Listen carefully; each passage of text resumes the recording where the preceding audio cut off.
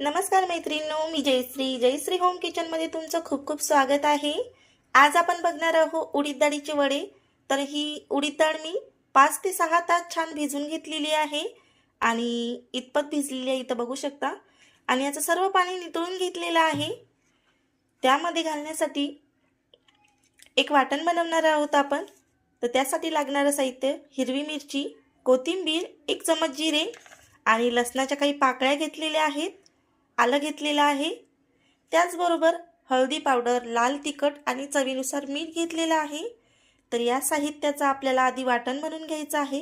कोथिंबीर, हिरवी मिरची, आलं, लसूण आणि जिऱ्याचं। तर आधी वाटण बनवून घेऊया। तर इथे बघू शकता तुम्ही जाडसर वाटण बनवून घेतलेलं आहे। आता ही डाळ आपल्याला पाणी न घालता वाटून घ्यायची आहे। तर इथं बघू शकता अशा पद्धतीची मी डाळ दळून घेतलेली आहे। इतपत जाडसर ठेवलेली आहे। तर अशाच पद्धतीने आपण सर्व डाळ दळून घेणार आहोत। तर अशा पद्धतीने आपली सर्व डाळ दळून झालेली आहे। तर यामध्ये आपण सुके मसाले घालणार आहोत। तर हळदी पावडर घालणार आहोत आधी, छान कलर येतो यामुळे। आणि लाल तिखट घालायचं आहे अर्धा चमच छोटा, त्याचबरोबर चवीनुसार मीठ। तर मीठ बरोबरच घाला, मिठाची चव व्यवस्थित असल्याशिवाय याला चव छान येत नाही आणि फुगत सुद्धा नाही। तर छान वडे फुगण्यासाठी मीठ व्यवस्थित घाला।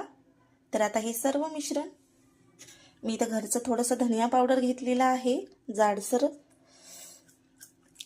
दळलेलं, ते सुद्धा यामध्ये घालत आहोत आपण।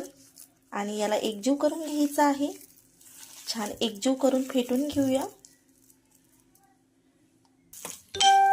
तर यामध्ये मी वरून सुद्धा थोडीशी कोथिंबीर घातलेली आहे। तर आपण आता वडे बनवायला सुरुवात करूया। मिश्रण एकजीव छान करून घेतलेलं आहे। तर इथं मी एक प्लॅस्टिक सीट घेतलेली आहे, एकदम छोटी, जे किराण्यामध्ये डाळीला येते त्याची प्लॅस्टिक सीट घेतलेली आहे। आणि यावरच आपल्याला पाण्याचा हात लावून छान वडे आपल्याला असे थापून घ्यायचे आहेत। तर हव्या त्या आकारामध्ये। तर इथं मी पाण्याचा हात लावून घेतलेला आहे आणि छान असे वडे थापून घेणार आहोत।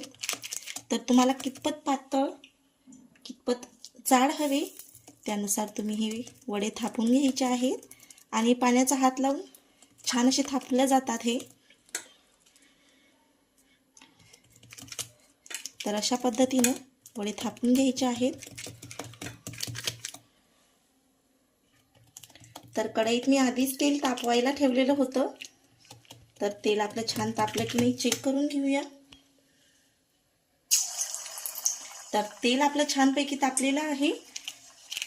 आणि जेव्हा तुम्ही हे वडे सोडता तेलामध्ये, पाण्याचा हात लावलेला असल्यामुळं शिंतोडे उडण्याची भीती असते। तर काळजीपूर्वक सोडा।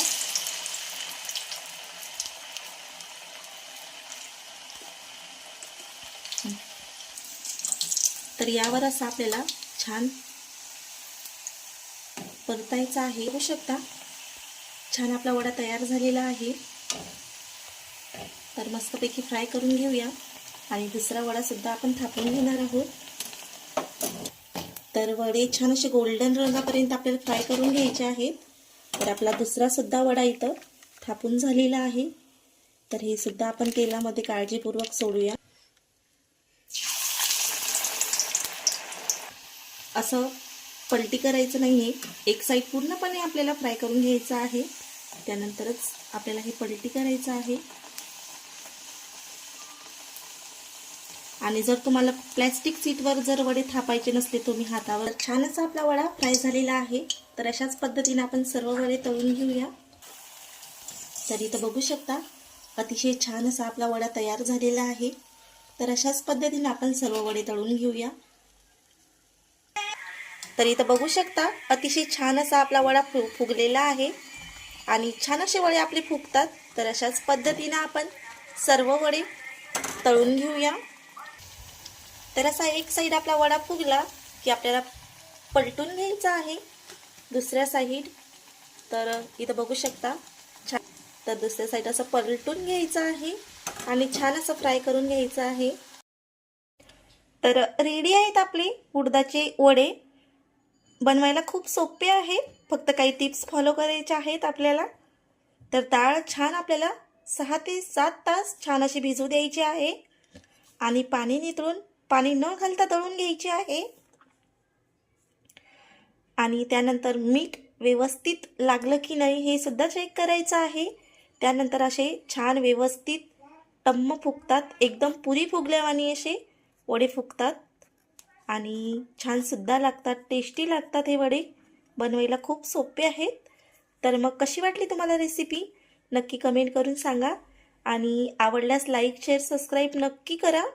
आणि असेच माझे छान छान व्हिडिओ बघण्यासाठी चॅनलला सबस्क्राईब करा.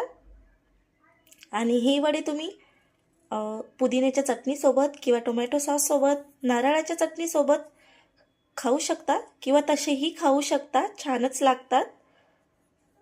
तर मग कशी वाटली तुम्हाला रेसिपी नक्की कमेंट करून सांगा. धन्यवाद.